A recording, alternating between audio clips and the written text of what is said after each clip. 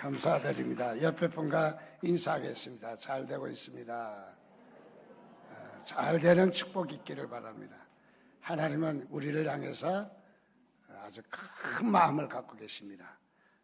그것은 하나님은 아버지 하나님이시고 우리는 자녀이기 때문입니다. 아버지의 마음이 어떤 마음이냐? 잘 되기를 바라는 마음입니다. 그래서 우리 육신의 부모도 자녀에게 잘 되기를 바라잖아요. 그 어려운 가운데도 잘 됐으면 하듯이 하나님도 우리를 향해서 잘 되기를 바라시는 하나님을 여러분 신뢰하시기를 바랍니다. 그렇게 인정하실 때 하나님의 축복이 여러분에게도 더 넘칠 줄 믿습니다. 우리의 인생이란 여러 가지 정의를 합니다. 유행가 가사도 인생에 대해서 많은 이야기를 하고 있습니다. 인생이란 어떤 것일까? 사실 정의하기가 쉽지는 않습니다. 사람마다 다르기 때문에. 그래서 한마디로 이야기한다는 것은 어려움이 있다고 봅니다. 그런데 우리 인생 가운데서 적지 않게 크게 차지하는 비중이 있는데 그것이 뭐냐면 불평과 불만이라는 거죠. 뭐에 대해서? 부족에 대해서. 채워지지 않은 데 대해서 불평과 불만이 적지 않게 많이 있다는 것을 잘 알고 있습니다. 특별히 우리 사회, 우리 국민 정서 문화가 다른 나라도 많이 그러겠지만은 우리의 문화 정서가 어쩌면은 불평, 불만이 적지 않다라는 것이 우리가 잘 느끼고 있습니다. 그래서 우리는 불평이 사실 다른 어떤 나라 사람보다 많을 수도 있다. 또 불만도 많을 수도 있다. 그래서 옛부터 내려오는 그런 말이 있습니다. 사촌이 논을 사면 배가 아프다. 논을 사면은 쌀 한 대박이라도 빌려 먹기라도 할 수 있는 더 쉽지 않겠습니까? 그럼에도 불구하고 남이 잘 되는 거 못 보는 그런 심성이 우리 안에도 적지 않게 있다는 것을 잘 알고 있습니다. 자, 그래서 감사하지 못하고 또 남을 깎아내리는 그런 면들이 없지 않아 있습니다. 그래서 나보다 잘난 사람이 없는 것이 우리 민족의 하나의 특수성이 아닌가 하는 생각을 갖습니다. 그래서 일본 사람 보고 외놈, 중국 사람 보고 떼놈, 미국 사람 보고 코쟁이, 하여간 우리보다 잘난 사람 없는 것 같아요. 그래서 우리가 최고로 잘났다고 생각하는 그런 면이 우리에게도 없지 않아 많이 있는 것을 봅니다. 남을 깎아내리는 것은 어떻습니까? 자신이 그만 못하다 그 말이죠. 솔직히 심리적으로 분석해보면 내가 그만 못하다 그 표현을 못하니까 솔직하지 못하니까 남을 깎아내리고 중상하고 모략하고 그래서 성경에서는 남을 깎아내리는 이 행위를 뭐라고 말을 하냐면 숯불 핀 숯이 불이 활활 펴서 그 숯을 갖다 핀 숯을 머리 위에 올려놓는 것과 같다 그런 말을 했습니다. 여러분 남에게 축복하시기 바랍니다. 그 축복이 내게로 돌아옵니다. 그래서 남을 저주하면은 잘 되는 사람 없습니다. 그래서 이 교만한 사람들이 특별히 남을 많이 무시하는데 자기 잘났다고 생각하는데 근데 잘 되지는 않습니다. 하나님의 영적 원리가 타당하지 않기 때문에 하나님께서 복을 주실 수가 없는 것이죠. 자, 그래서 우리는 이 땅에서 재물도 부족하고 건강도 부족하고 지식과 지혜도 부족하고 어쩌면 기쁨도 부족하고 행복도 부족하고 사랑도 부족하다 해서 온갖 우리에게 부족한 투성이에요. 이것도 없고 저것도 없고 또는 이렇게 해서 부족하다. 그래서 인생은 불평, 불만으로 가득 차 있는 모습이다. 그렇게 우리가 정의를 내려봅니다. 자, 그래서 우리는 이 불평, 불만이 가득 차 있음으로 인해서 우리가 행복할 거냐? 사실은 행복하지 못하다는 거예요. 우리 많은 부분에 우리의 행복을 가로막고 있는 것이 바로 우리가 불평불만이 있기 때문에 우리가 행복을 가로막고 있는 것도 사실입니다. 즉 다시 말하면 우리는 이 늘 궁핍함과 부족함을 느끼며 사는 우리의 인생을 어떻게 하면 만족함을 느끼는 인생으로 바꿀 수 있느냐.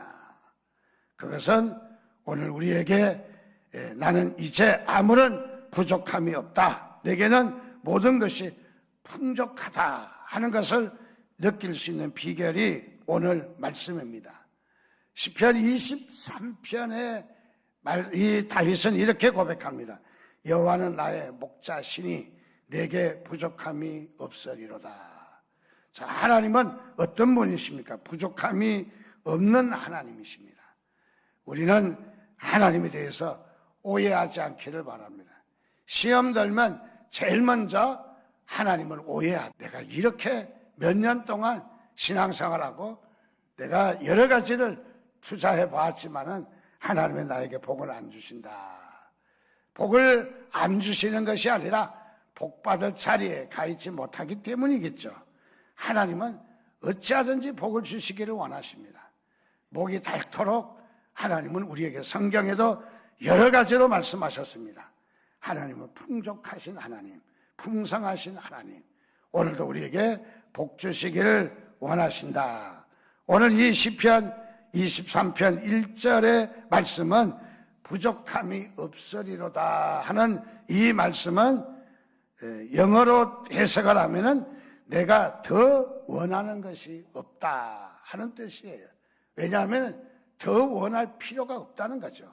만족하기 때문에, 풍족하기 때문에 더 이상 바라는 것이 없다 하는 것을 말하고 있습니다.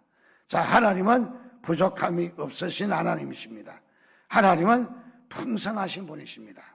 시편 130편 7절 말씀에 보니까 인자하심이 풍성하다고 했습니다. 하나님은 우리를 향해서 인애와 인자, 하나님은 우리에게 우리를 향해서 나무라시고 성질 내시고 우리를 위해서 또 야단치시고 혼을 내시는 그런 하나님이 아니라 우리를 향해서 인자하시고 또 더 나아가서 우리를 향해서 대하시는 모습이 풍성하신 분이시다.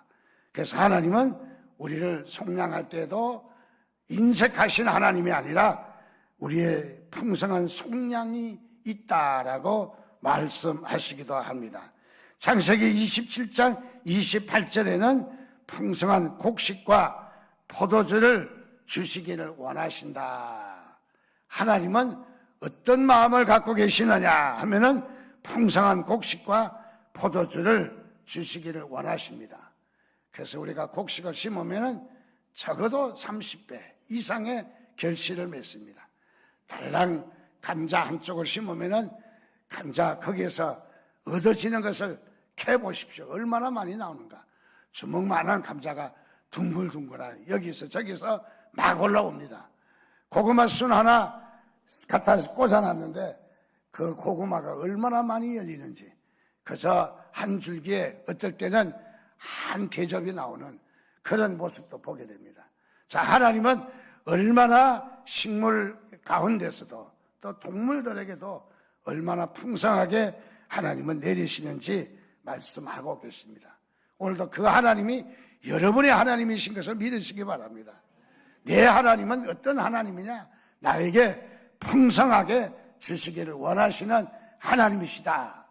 여러분 의심함이 한치도 없기를 주님의 이름으로 축원드립니다. 의심할수록 손해인 거죠. 의심할수록.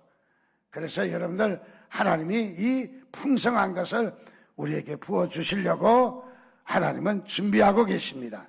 역대상 29장 21절에는 이스라엘을 위하여 풍성한 재물을 드리고 라고 말하고 있습니다.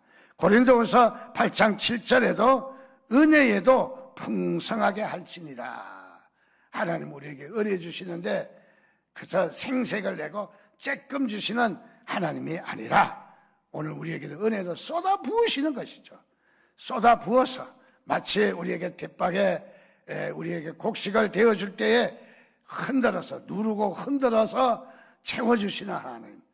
우리 쌀집에 가면 옛날에 쌀 사러 가면은 흔들지 않습니다. 가만히 두고 그 방망이로 깎아냅니다. 깎아내. 그래서 그걸 다시 흔들어 보면 제법 내려가요. 자, 우리 물건 파는 사람은 가만히 깎아내리지만은 우리 하나님은 누르고 흔들어서 우리에게 넉넉하게 풍성하게 주신다고 말씀하고 있습니다. 요한복음 15장 2절에는 이렇게 말합니다. 무릇 내게 있어 열매를 맺는 가지는 더 맺게 하게 하신다. 아니 그만하면 열매를 맺었는데도 됐는데도 하나님은 그거 갖고 만족하지 않아요. 더 열매를 맺게 하신다. 그래서 하나님은 더 맺게 하시는 하나님이신 것을 말씀하고 있습니다. 그래서 우리는 먼저 하나님에 대해서 오해함이 없기를 바랍니다. 인색하신 하나님이 아닙니다. 하나님은 풍성하신 하나님이십니다. 하나님은 잘되게 하시는 하나님이십니다. 하나님은 또 더 맺게 하시는, 과일이 열리게 하시되 더 맺게 하시는 하나님이신 것을 여러분 믿으시기를 주님의 이름으로 축원드립니다.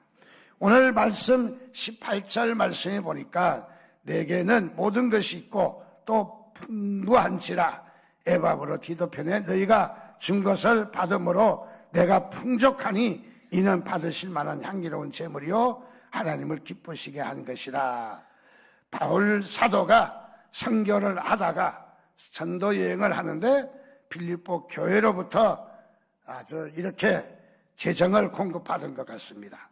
그래서 재정을 공급하게 해준 데 대해서 감사해서 바로 내게는 모든 것이 풍족하다라고 이야기합니다. 얼마나 많이 받은 것도 아닌데 이렇게 풍족하다고 이야기를 합니다. 그리고 오늘 말씀에도 또 이 말씀을 통해서 내게 부족함이 없다. 그래서 풍족함을 고백하는 모습이 잘 나타나 있습니다. 자, 우리 사람들은 조금만 비어도 부족하다고 우리는 부족함이 더 크게 보이잖아요. 우리에게 있는 것보다 없는 것이 더 크게 보이고 우리에게 있다가 없으면 얼마나 아까운지. 그래서 맨날 그것만 생각하잖아요. 잊어버린 것. 그래서 있는 것도 있다는 것이에요. 우리에게. 우리 가운데 있는 것도 있다는 것을 우리가 볼 수 있는 부분이라고 생각합니다. 오늘 이 말씀을 보면서 우리는 부유한 삶을 또 풍성한 삶을 사는 비결에 대해서 한 3가지로 말씀을 드리려고 합니다. 자, 그러면 우리가 그 풍성하신 하나님이 우리에게 이 풍성하게 살기를 원하시는데 그러면 우리가 어떻게 살아야 되느냐? 풍성하려면 우리가 걱정하지 않고 풍성하게 살 수 있는 비결이 뭐냐? 오늘 19절 말씀에 보니까 나의 하나님이 그리스도 예수 안에서 영광 가운데 그 풍성한 대로 너희 모든 쓸 것을 채우시리라 라고 말합니다. 첫째로 하나님은 우리에게 공급하시는 하나님이십니다. 여러분 모든 것이 하나님에게서 온 것을 믿으시기 바랍니다. 여러분 우리가 한 것 같죠? 우리가 농사 짓고 우리가 수고하고 또 우리가 어떻게 잘해서 한 것 같지만은 생각해 보십시오. 그것이 우리의 힘으로 된 일이었는가? 우리의 힘으로 곡식을 얼마나 잘 자라게 할 수 있으며 또는 우리가 식물을 얼마나 잘 자라게 할 수 있겠습니까? 아무리 해도 우리는 할 수 없다라는 사실입니다. 우리는 단순히 관리는 했죠. 물을 주고 심기는 했겠죠. 그러나 이것을 자라게 하신 이는 하나님이십니다. 자, 그래서 하나님이 우리에게 공급하시는 거예요. 그래서 우리에게 얻어진 모든 것들이 하나님으로부터 우리에게 주어졌다 하는 것을 여러분 신앙의 고백이 되시기를 바랍니다. 우리가 하나님 앞에 마땅히 고백해야 될 것은 우리의 공급의 원천은 나의 하나님이시다. 이 고백이 우리에게 너무너무 중요한 거예요. 우리가 잘 벌어서 잘 살고 잘 먹고 있다라고 착각하지 마시기 바랍니다. 거기서부터 우리는 하나님에게서 멀어지기 시작하는 거예요. 우리는 하나님과 가까워지려면 하나님이 주신 것을 인정하시기를 바랍니다. 비록 우리에게 넘치지는 못했다 할지라도 하나님이 나에게 공급의 원천이시다. 그래서 하나님이 주셨다. 그래서 하나님이 주셨다고 고백하는 이 고백으로부터 우리에게 축복이 주어진다는 사실입니다. 자, 그래서 우리는 공급의 원천이 하나님이시다. 그래서 얼마나 우리는 이 고백을 할 수 있는가.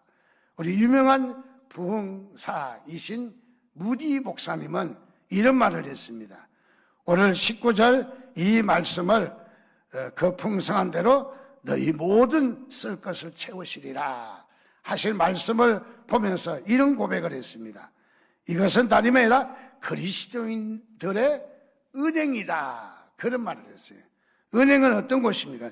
저축한 것을 찾아 쓸 수 있고 또는 이렇게 은행은 우리에게 이 바닥나지 않는 이 우리에게 공급하시는 분이시다 하는 것을 표현을 그렇게 한 것이죠. 자, 그렇습니다. 하나님은 바로 우리의 은행이십니다. 우리의 모든 쓸 것을 공급하시는 하나님이십니다. 그래서 온갖 필요한 것을 하나님은 공급하시기를 원하십니다. 엘리야는 시돈 땅에 가서 사렙다 과부를 만나게 됩니다. 그 과부에게는 아들 하나와 단둘이서 살아가고 있는 가정입니다. 그 가정은 소유가 넉넉하지 못해서 양식이 밀가루 한 줌 남았습니다. 이제 이거 먹고 굶어 죽을 차례입니다. 아무것도 이제는 먹을 거리가 없습니다.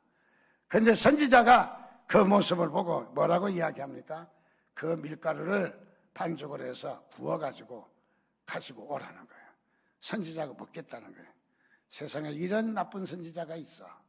욕을 할 수도 있겠죠.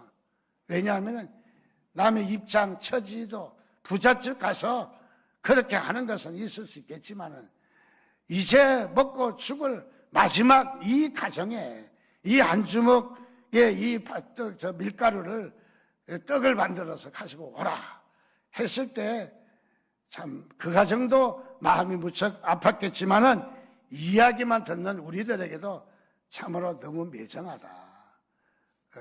요즘 말로 말하면 목사인데 목사가 인정 사정도 없이 지 처먹을 것만 생각한다. 뭐 그렇게 생각할 수도 있지 않겠습니까? 근데 다 뜻이 있어요. 뜻이 있어요. 하나님은 때에 따라서 우리에게 달라고 하시겠지만은 달라고 하신 적도 별로 없어요. 왜? 하나님은 아쉬울 것이 없는 사람이에요. 근데 우리에게 때에 따라서 이 하나님 앞에 드림으로 인해서 우리는 더 큰 축복이 있다는 사실을 보여주는 부분입니다. 그래서 그 한 점의 밀가루로 반죽을 해서 떡을 만들어서 갖다 주었더니 남기지 않고 다 먹었다. 이게 제 표현입니다. 하여간 남겨야 되는데 남기지 않고 다 먹었다.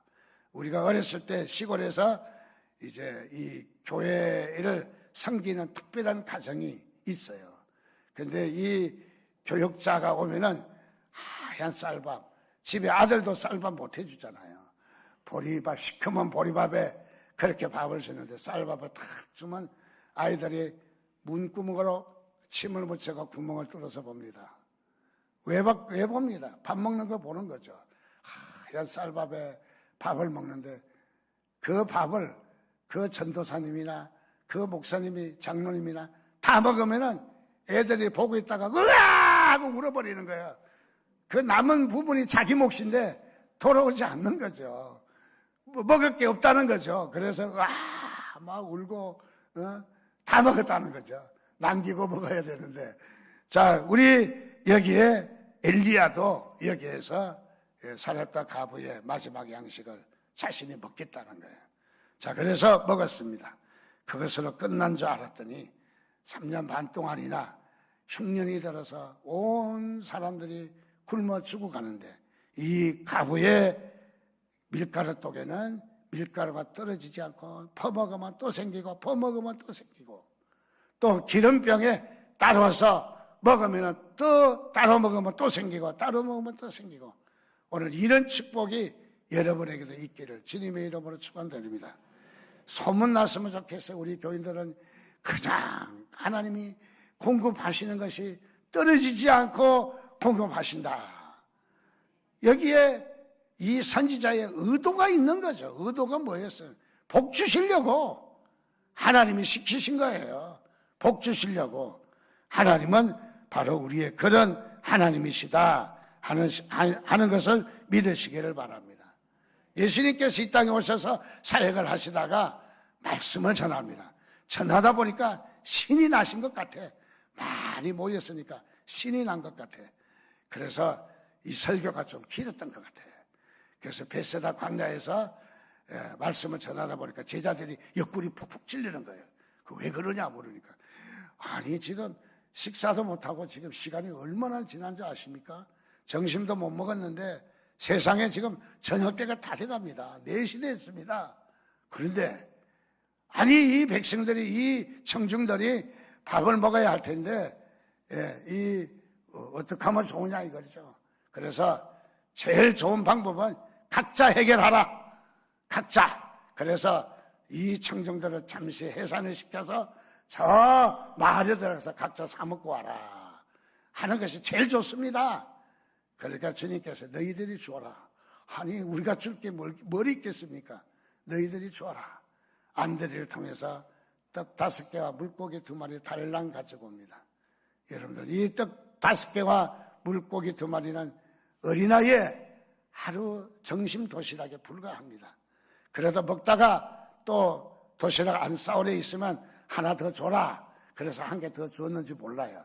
어쨌든지 주었습니다.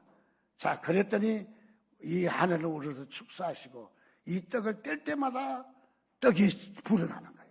뚝 자르면 또 자라나고 뚝 자르면 또 자라나고 생선을 또 물고기 2마리를 또 뚝 잘라서 죽으라면 또 생기고 뚝 잘라서 죽으라면 또 생기고 그래서 이 베세다 광야에서 청중들이 5,000명의 청중들이 먹고 그리고 먹고 남은 조각이 12강줄이나 되었다. 우리 성경은 먹고 배불리 먹고 끝났다 이런 성경이 아니에요. 성경은 우리 하나님을 잘 나타내주는 바로 이 하나님이신데 말씀이신데 이 하나님을 어떻게 나타냈느냐 12강줄이가 남았다는 데 초점이 있는 거예요. 남았다. 무엇을 이야기합니까? 하나님은 풍성하시다는 얘기예요.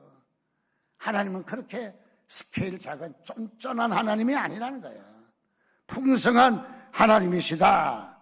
이것을 우리에게 나타납니다. 그래서 성경은 아주 과감하게 이야기합니다. 이에 거두니 지금 이 베세다 광야에서 먹고 남은 떡과 생선을 거두니 보리떡 5개로 먹고 남은 조각이 12바구니에 찼더라. 가득 찼다는 얘기입니다. 얼마나 큰 축복인가. 하나님은 오늘도 저와 여러분들에게 이렇게 축복하기를 원하시는 것을 여러분 신뢰하시기를 바랍니다. 이것이 믿음이 되셔야 돼요. 이 일에 대해서 이해하라는 게 아닙니다. 이 일에 대해서 그냥 잘 기억하라는 말씀이 아닙니다. 오늘 제가 강조하는 이 말씀은 이렇게 믿으라는 겁니다. 여러분 믿을 때 역사가 나타나는 거지 우리가 아는 것으로 역사가 나타나지 않습니다. 귀신도 바로 그야말로 하나님을 알아봅니다. 하나님의 아들이심을 귀신도 잘 알아서 부들부들 떨었어요. 아는 것 갖고 만족하지 않아요. 우리는 믿어야 되는 것입니다. 우리는 믿음의 사람인 것을 믿으시기를 바랍니다. 제자들이 고기를 잡다가 고기를 찾아 밤새 잡아도 고기가 잡히지 않아요. 그런데 예수님께서 제자들에게 고기를 잡지 못한 제자들에게 그렇게 이야기합니다. 깊은 데 가서 그물을 던져라. 깊은 데 가서 자 고기에 그물을 던졌더니 그 그물이 어떻게 됐다? 찢어질 정도로 그물에 고기가 많이 잡혔다는 거예요. 그래서 누가복음 5장 6절에 그렇게 하니 주님이 시킨 대로 하니 고기를 잡은 것이 심이 많아 그물이 찢어지는지라. 여러분, 주 안에는 이렇게 풍성한 것을 믿으시기 바랍니다. 우리 주 안에는, 주님 안에는 우리를 그야말로 저 굶어 죽기 직전까지 뭐 그렇게 쫀쫀한 하나님이 아니라 하나님은 풍성한 하나님이에요. 하나님은 우리를 이렇게 풍성하시기를 원하시는 것이 바로 하나님의 마음인 것을 잘 알고 있습니다. 자, 그리고 에베소서 3장 20절에도 말씀합니다. 우리 가운데서 역사하시는 능력대로 우리가 구하거나 생각하는 모든 것에 더 넘치도록 능히 하실 이에게, 우리에게 기도하는 것 이상으로, 우리가 생각하는 것 이상으로 넘치게 하신다는 거예요. 초점이 뭐냐? 하나님은 풍성하신 하나님이십니다. 넉넉하신 하나님이십니다. 자, 그러면 우리가 넉넉한 축복을 받으려면 어떻게 해야 되느냐? 먼저 생각과 기대를 넓혀야 돼요. 우리의 생각을 넓혀야 돼요. 우리의 생각이 좁아서는 하나님은 축복하실 수 없는 거예요. 여기에 그릇을 준비하고 밥을 푼다면은 그릇 이상으로 밥을 줄 수가 없어요. 그릇에 우리가 한계를 느낄 수밖에 없는 것이죠. 자, 그래서 큰 그릇을 준비하면 크게 받을 것이고 많이 받을 것이고, 작은 그릇 준비하면 조금 받을 것입니다. 자, 하나님은 먼저 우리에게 생각과 기대를 넓히라고 이야기합니다. 여러분 생각이 어떠합니까? 여러분이 하나님 앞에 쫀쫀하면 쫀쫀할수록 하나님도 여러분에게 쫀쫀하셔요. 원래 하나님은 쫀쫀한 하나님은 아니신데 여러분을 문제가 풀어지지 않습니까? 넓혀보시기를 바랍니다. 생각을 여시기를 바랍니다. 기대를 여시기를 바랍니다. 좀 기대를 크게 키우시기를 바랍니다. 즉 다른 말로 하면은 현실에 사로잡히지 말고 비전을 가지라는 거예요. 비전을 가져라. 그래서 우리는 비전을 가져야 합니다. 또 하나님이 우리를 풍성하게 공급하시려면은 우리의 강구를, 즉 다시 말하면 우리의 기도를 키워야 된다고 이야기합니다. 즉 다시 말하면 기도의 양을 늘리고 기도의 깊이를 더하고 기도의 폭을 넓혀야 하나님께서 우리에게 풍성하게 축복하신다. 전에는 5분 기도했다면 이제는 30분 기도해 보십시오. 여러분 기도를 넓히는 것만큼 하나님도 여러분들의 축복을 넓혀 주실 줄 믿습니다. 그래서 우리의 기도를 넓히고 생각을 넓히고 우리의 기대를 넓히고, 우리가 소망하는 기대가 중요한 것이죠. 자, 우리가 기도하지 않기 때문에 천국의 창고에 물건이 그냥 썩고 있어요. 줘야 되는데 우리를 향해서 줘야 될 선물들이 거기에 곰팡이 나서 썩고 있어요. 왜? 우리가 기도하지 아니하니까. 받을 만한 준비가 되어 있지 않으니까 우리가 받을 수 없다 하는 말을 이야기해 주고 있는 것입니다. 두 번째로 우리가 풍성한 축복을 받으려면 어떻게 해야 되느냐? 15절 16절 말씀해 보니까 빌립보 사람들아 너희도 알거니와 복음의 시초에 내가 마게도냐를 떠날 때에 주고받는 내 일에 참여한 교회가 너희 외에 아무도 없었느니라. 데살로니가 있을 때에도 너희가 한 번뿐 아니라 두 번이나 나의 쓸 것을 보내었도다. 이 빌립보 교회는 어떤 교회입니까? 아시아에서 복음을 전하다가 유럽 마게도냐의 교회가 도와달라고 손짓을 합니다. 그 환상을 보고 바울이 복음을 꺾었습니다. 어디로? 유럽으로. 그때 꺾지 않고 계속 아시아 쪽으로 복음을 전했다면 대한민국이 영국을 지배하고 대한민국이 네덜란드를 지배하고 대한민국이 유럽을 전도하고 아마 이랬을 텐데, 그때 바울한테 좀 우리가 이야기를 좀 할 걸 그랬어요. 그래서 이 유럽으로 꺾이는 바람에 오늘 세계사 공부하면 유럽사를 공부하잖아요. 아시아사를 공부하는 게 아니라 유럽사를 안토니우스가 어떠니 어쩌니 입도 잘 안 돌아가는 이름들을 많이 외워야 되잖아요. 자, 여기에 이 빌립보 교회는 유럽의 첫 번째 복음을 전해서 생겨난 교회입니다. 아직은 어린 교회예요. 아직은 부흥한 교회가 아닙니다. 그런데 여기 보니까 복음의 시초에, 성교 처음 시점에 마게도냐를 떠날 때 빌립보로 갑니다. 갈 때에 내 일에 참여한 교회가 너희 외에 아무도 없다. 얼마나 서운해서 한 소리가 아니에요. 여기서 바울이 이 소리를 한 것은 이 빌립보 교회를 축복하는 말이에요. 지금요, 섭섭하다가 삐져서 하는 소리가 아니라는 거죠. 그리고 데살로니가에 바울이 복음을 전하고 있을 때에 한 번이 아니라 두 번이나 물질을 보내줬다는 거예요. 두 번이나 바울을 향해서 복음을 전하는 일에 보태줬다는 거죠. 얼마나 기뻐서 바울이 그들의 칭찬하고 싶은지 여기에 모습을 봅니다. 자, 여기에 빌립보 교회가 바울을 섬겼다. 그리고 다른 교회는 섬기지 않아도 빌립보 교회는 섬겼다. 또 그것도 데살로니가 교회에 있을 때는 한 번뿐만 아니라 두 번 섬겼다.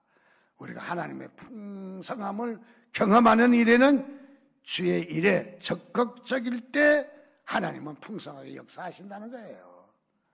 여러분, 적극적이시기를 바랍니다. 신앙생활할 때 마지못해서 억지로 체면 때문에 신앙생활 하지 마시고 적극적으로 하시기를 바랍니다. 그래야만이 복을 받을 수가 있어요. 그래야만이 하나님의 풍성함이 우리에게 부어질 줄 믿습니다. 바로 우리가 그렇게 쫀쫀해가지고 하나님의 어떻게 복을 받겠어요? 하나님은 크신 하나님이십니다. 하나님의 은행은 무한하십니다. 바로 얼마든지 부어주실 수 있어요. 자, 그래서 우리는 하나님 앞에 우리가 주의 일에 적극적일 때 빌립보 교회가 적극적으로 바울을 도왔어요. 자, 바울은 이 빌립보 교회를 축복합니다. 참으로 대단했다. 감사했다.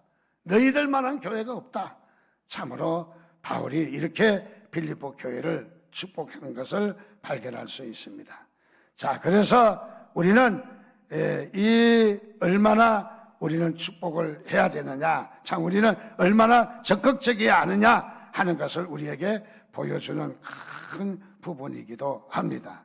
자, 그래서 오늘 이 15절, 16절 말씀에 보면은 16절에 빌립보 교회가 선교 지원을 한 것을 16절에 가서 바로 이렇게 칭찬을 하고 17절에 가서 이것이 영적으로 유익했다라고, 영적인 일이라고 얘기합니다.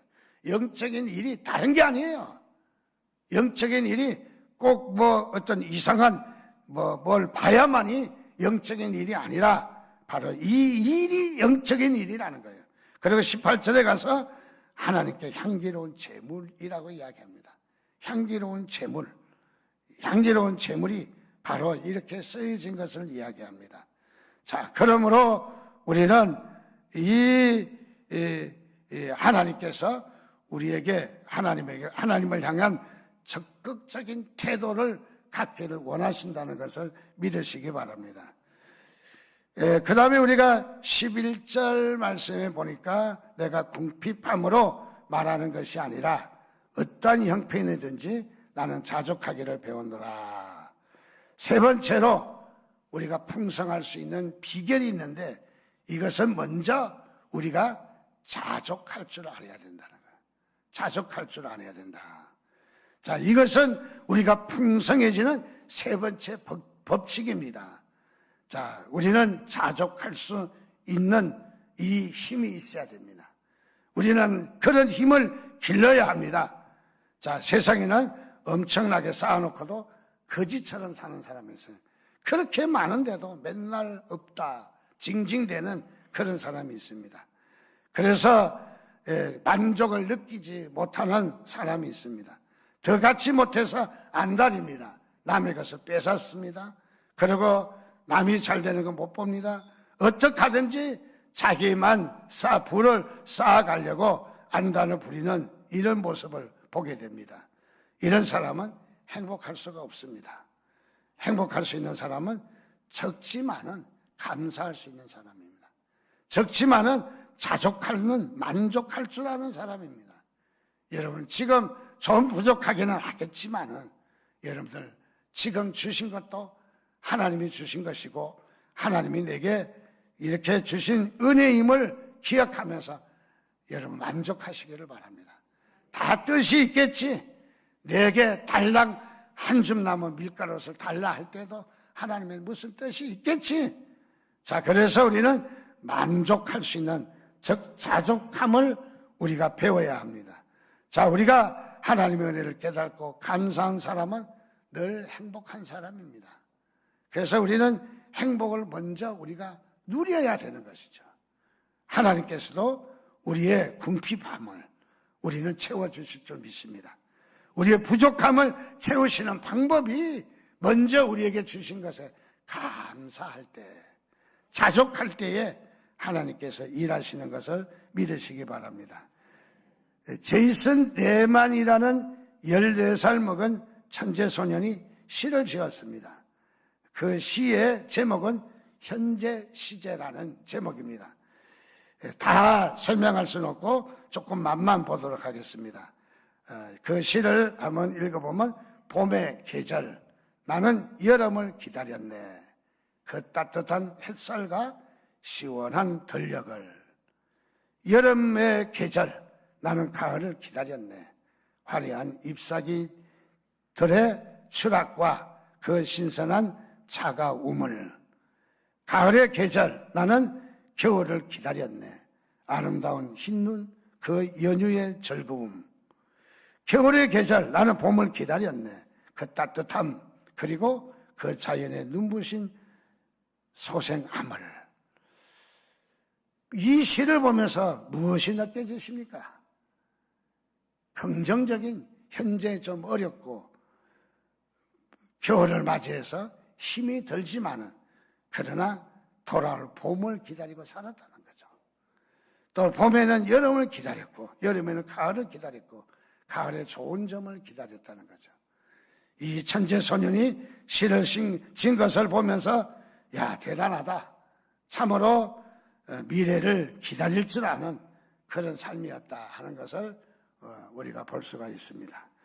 자, 그러므로 하나님이 주신 풍부한 우리의 환경 속에서 만족을 누릴 줄 아는 자는 행복한 자인 것을 믿으시기 바랍니다. 그래서 우리는 행복이, 만족함을 누릴 때 우리가 행복합니다. 자, 그러면 우리 바울 사도는 평생 자신을 통해서 소중한 교훈 중에 하나가 자족했다고 고백하고 있습니다. 자, 자족한다면 더 원하는 것이 없으므로 만족할 것입니다. 자, 그러면 우리가 자족의 한계가 어디까지일까? 자족의 한계가 어느 만큼 있어야 자족할 수 있을까? 어떤 사람은 기본적인 생존만으로 자족할 수 있겠지만 어떤 사람은 사치하고 명품을 가져야 자족할 수가 있을 것입니다. 여러분, 과연 자족의 상태는 무엇입니까? 그것은 양이 아닙니다. 또는 물질이 아닙니다. 우리는 필요가 없지만은 우리의 자족감을 느끼는 것은 정신적인 우리의 수준이고 영적인 상태라고 말할 수 있습니다. 그래서 우리가 자족감을 느낄 수 있는 것은 우리가 영적인 우리의 상태라는 것이죠. 여러분, 오늘도 우리가 영적인 상태로 자족하시기를 바랍니다. 워서비 목사님은 이런 말을 했습니다. 그리스도인은 누구냐? 그리스도인은 온도계와 같은 사람이 아니라 온도를 조절하는 조절기와 같은 사람이 되어야 된다. 온도기는 어떻습니까? 더우면 덥고 추우면 춥고 온도가 내려가서 춥고, 그래서 춥고 더운 거 이미 우리가 깨닫고 있지만 온도기는 그걸 다시 한번 가르쳐 주는 것밖에 없어요. 근데 온도기를 조절하는 사람은 어떻습니까? 추우면 따뜻하게 하고 따뜻해서 더우면 시원하게 에어컨 틀어주고 이런 사람이 돼야 된다는 거죠. 우리에는 어떤 사람이어야 하는 것을 말하는데 환경을 지배하는 사람이 돼야 된다는 거예요. 우리는 환경에 끌려가는 사람이 아니라 환경을 지배해가는, 우리의 환경이 좀 부족하고 없다 할지라도 이겨낼 수 있는 능력이 우리의 환경을 바꿔놓는 거예요. 그래서 우리는 이 12절 말씀에 그렇게 이야기합니다. 나는 비천에 처할 줄도 알고 풍부에 처할 줄도 알아. 모든 일 곧 배부름과 배고픔과 풍부와 궁핍에도 처할 줄 아는 일체의 비결을 배웠노라. 그 전에 12절에 내게 능력 주시는 자 안에서 내가 모든 것을 할 수 있다 하는 말씀인데, 이 말씀은 어떤 뜻이냐 하면은 내게 슈퍼 능력을 주신다는 말이 아니에요. 나는 그대로예요. 내 자연인이고 어쩌면 내게 부족한 그대로예요. 그런데 여기에 13절 말씀에 보니까 내 능력은, 주님께서 주신 능력은 거기에 적응할 수 있는 능력이에요. 이 조건과 환경을 바꿔놓는 능력이 아니라 내가 그 조건에 수용할 수 있는 능력이에요. 여러분, 은혜 받으면 수용의 능력이 있어요. 먹같이 말해도 찰떡같이 알아듣잖아요. 아이고, 날 보고 그래서 세상에 뭐라고 했대. 기도하라고 그랬겠지. 얼마나 수준이 있는 사람인지, 얼마나 능력 있는 사람인지. 여러분들, 우리 신앙이 좀 성장했으면 좋겠어요. 성장했으면 어떻게 했어요? 누가 말하면 아직은 믿음이 약해서 그래. 다 이해할 수 있잖아요. 근데 내가 이해 못하는 것은 그 사람하고 똑같은 거야. 저 사람이 막 뭐라 그러면 에라라라 막 하면은 똑같은 거지 뭘. 우리에게 수용의 능력이 필요해요. 우리는 우리에게 사람이 살아가면서, 우리 인생에 살아가면서 얼마나 많은 우리에게 갈등과 가시역할, 우리 이 DTS는 많이 우는 곳이에요. 아픔을 토해놓는 곳이에요. 지난날에 채워지지 않는 섭섭함을 DTS를 통해서 우리를 채우실 거예요. 하나님 우리를 채우실 거예요. 그때 엄마 아빠가 갈라서서 나는 할머니 집에 가서 성장을 했고, 먹을 것도 제대로 주지 않고 늘 배고픈 시절, 어렵게 친구들의 놀림 가운데서 너무너무 서럽게 성장했지만은, 그러나 그 아픔을 DTS에 오시면 여러분 아픔을 토로할 것이고 눈물을 흘릴 것이고 치유가 될 것입니다. 그때 상처가 그냥 두면은 커서도 상처가 드러나. 커서도 상처가 드러나. 왜 저 사람이 성격이 삐뚤빼뚤 하는지 아세요? 어렸을 때 상처가 있기 때문에. 어렸을 때 아버지가 폭력적이었다든지, 엄마 아빠가 두고 떠났다든지, 또는 너무너무 가난해서 다른 집은 다 운동화 사시는데 검정 타이어표 고무신만 날마다 신어야 되니까 소외당하고 업신당해서 친구들의 무시함으로 늘 어려운 상처, DTS 오시면 다 치유됩니다, 여러분. 그래서 우리는 눈물이 필요해요. 울음이 필요해요. DTS는 참으로 많이 우는 곳입니다.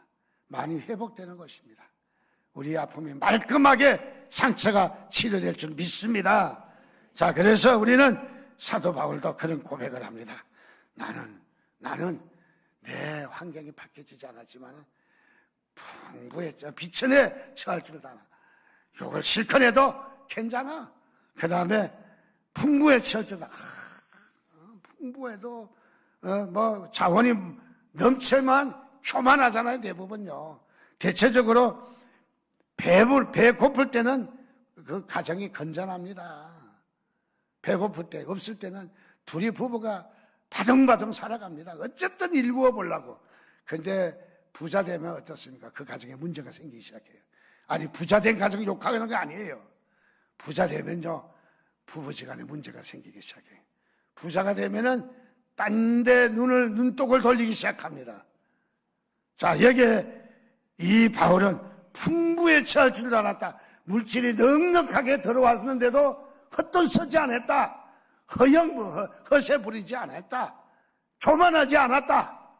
하는 거예요, 바로. 그리고 배가 고프거나 배가 부르거나 풍부나 궁핍에도 나는 다 주 안에서 자족할 수 있었다. 비결을 배웠다는 거야. 우리 비결이 어디 있어요? 여기 있어요. 여기에. 저기 있는 것이 아니라 여기 있어요. 오늘도 주신 말씀 기억하면서 우리는 주님께서 우리를 이 땅에 복 주시는데 바로 우리는 하나님이 공급하심을 믿어라. 하나님이 공급하심을. 두 번째는 우리가 세 번째는 자족할 수 있는 비결을 또 우리가 배우라 하는 말씀을 보여주고 있습니다. 두 번째는 우리가 하나님에게 적극적으로 뛰어들 때 하나님은 우리에게 일하신다. 우리가 일할 때 하나님도 일하십니다. 우리 주신 말씀을 기억하시면서 지금까지 하나님께서 내게 주신 게 은혜였네. 지절로 온 것이 아니었네. 우리에게 그냥 때에 따라서 내에게는 내 양에 흡족하지 않아서 참으로 불평하고 원망했지만 이것이 하나님이 주신 것이었네. 우리 은혜 찬송하면서 우리 결단하면서 기도하는 마음으로 결단하도록 하겠습니다. 우리 싱어들 나오셔서 같이 찬양하겠습니다.